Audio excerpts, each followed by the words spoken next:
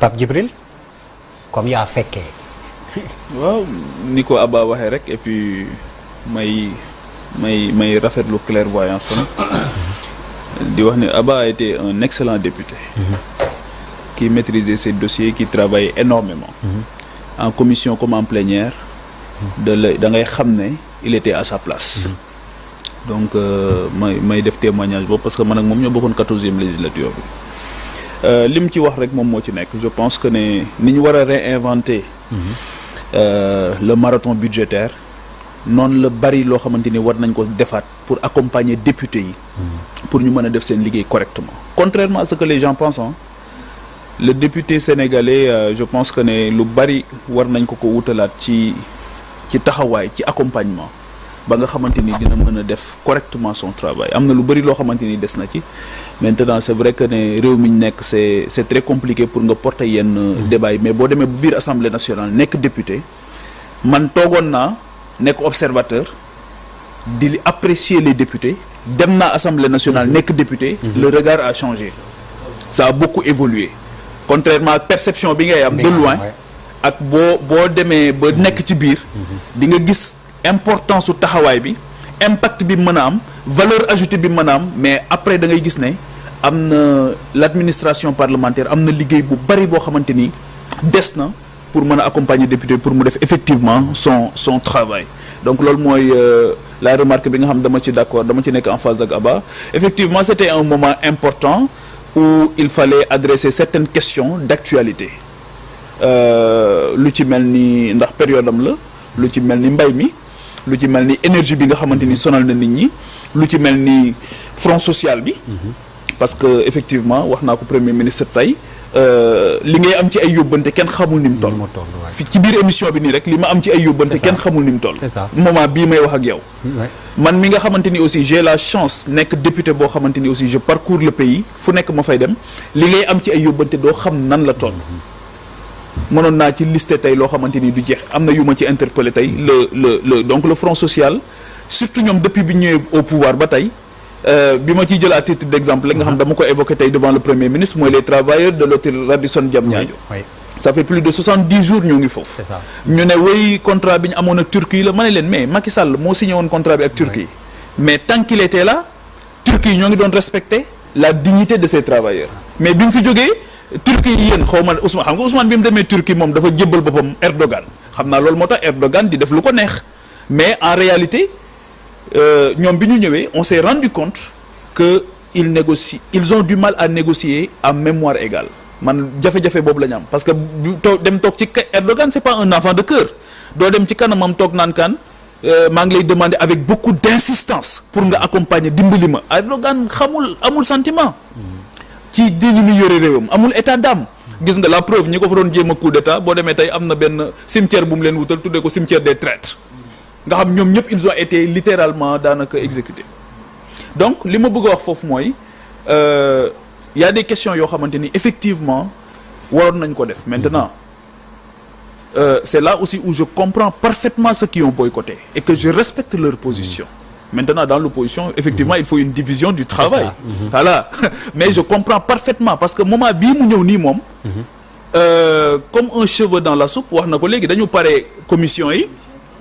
doon tempérer tuuti pour mën a reprendre les plénières diggante boobu rek ñu annoncé ñu ne le premier ministre va venir pour les questions da ngay xam ne moom aussi il avait besoin d'une tribune politique meeting surtout le 8 boobu mu doon wax après le 8 bi donc loolu moo tax beaucoup ont pensé que sérénité bi ñu bëggoon dans les débats duñ ko mën a am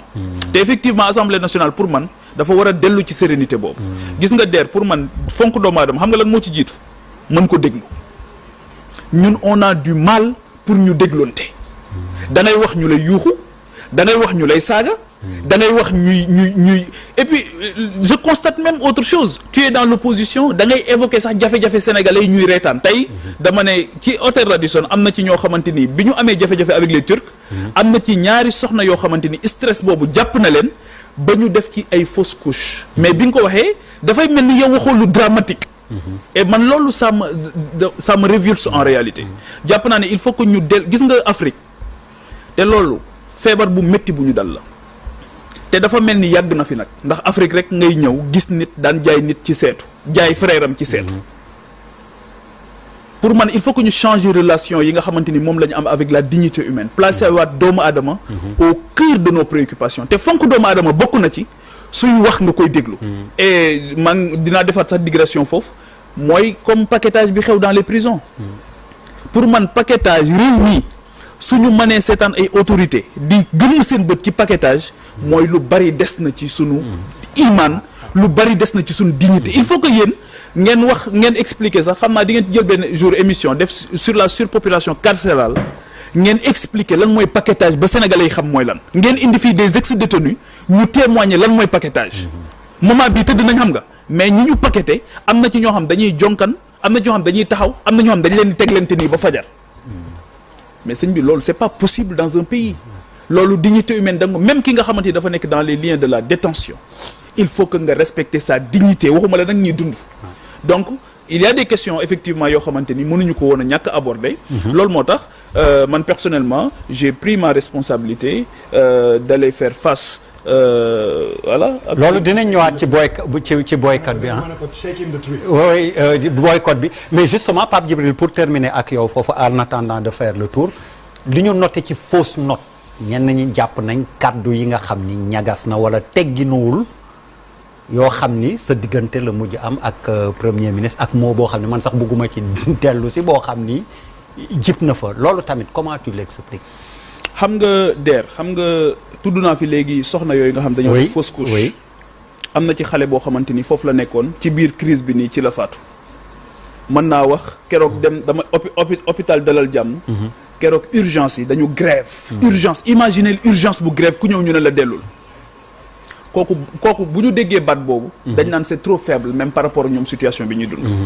man j'invite juste à ce que ñu redoubler d'effort dama leen di woo ci njàmbaar dama leen di woo ci taxaw dama leen di woo ci ñu fàtte seen bopp parce que temps yi lan moo cristalliser débat public bi yëpp c'est l'histoire d'un parti politique les partis politiques à la base ont été créés pour ñoom ñu nekk solution aux problèmes des Sénégalais pour ñu régler problème mu Sénégalais yi bu ñu demee ba Sénégalais yi war a retourner di régler problème mu parti yooyu mooy problème dafa am donc man moo tax ma ne leen fàtte leen seen bopp ngeen jublu ci problème mu Sénégalais yi donc effectivement loolu pour man c'est vrai que le débat était tendu mais dama bëgg ñu comprendre fi nga xamante ni foofu laa doon waxee mooy nañu yokk taxawaay nañu yokk njàmbaar nañu yokk oui bon comme bëggoo ci dellu si le mot yambar est-ce que amoon na fa tamit sa place ba ngeen koy jokkalante noonu non jokkalante wuñ ko ah man dama ne rek bon noonu laa ko mën tuddee non der ñii nekk au pouvoir ils ont 60 mois 5 ans ils ont déjà consommé les 20 mois te tegoo xeer les 20 mois débrayage yi gën a yokk tey est-ce que yow yëg nga li xew ci université yi oui loolu est-ce que yëg nga syndicat yi nekk ci moyen secondaire bi ci débrayage yi ñu nekkee est-ce que yëg nga santé bi est-ce que yëg nga li xew ci hôpital yi est-ce que yëg nga li xew ci liggéeyukaay yi plus de 40 000 personnes ñu ne dàq nañ leen ci seen liggéeyukaay ci secteur public et parapublic ñi nga xamante ni ñoom ñoo fi nekkoon privé yi rek waroon na recruter dem ba mënatuñoo recruter ñii di génn réew mi ñii di jël seeni bagages dem di investir feneen di wuti feneen ay opportunités pour mën a lancer wu tey jii boo xoolee dans le débat tey malheureusement li nga xamante ni mooy gën a intéressé sénégalais yi nga xamante ni moom mooy nekk le secteur par exemple des infrastructures nga xamante ni bu tijjee ko li ñuy mën a recruter ci ay nit dafay bari le BTP la construction des routes et des ponts mais da ngay gis ne ni ko premier ministre bi éludé le logement social gis nga ni nga xamante ni noonu la ko éviter donc jàpp naa ne loolu c'est l'essentiel maintenant tout ce qui s'est passé dans le débat pour moi c'est accessoire l'essentiel mooy il fallait qu'on se parle et on s'est parlé et les Sénégalais nous ont entendus et je pense que ce sont les Sénégalais en dernier ressort qui apprécieront l'essentiel mooy man li ma ci jublu woon mooy naqar yi may jële ci biti ci terrain bi naqar yi nga xamante ni moom la ma askanu Sénégal di diis su ma nekkul sur le terrain je passe mon temps à recevoir des Sénégalais au siège et c'est des Sénégalais yoo xam bu ñuy ñëw ay bët yu xonq cur la ñuy indi ci man loolu nag franchement il faut être vraiment dans une bourgeoisie qui n'a pas de nom pour nga mën a di jàpp ne loolu c'est pour man le mot voilà non mais le mot la mais voilà nag non voilà ñun mut fii jàkkaar loolu le mot quoi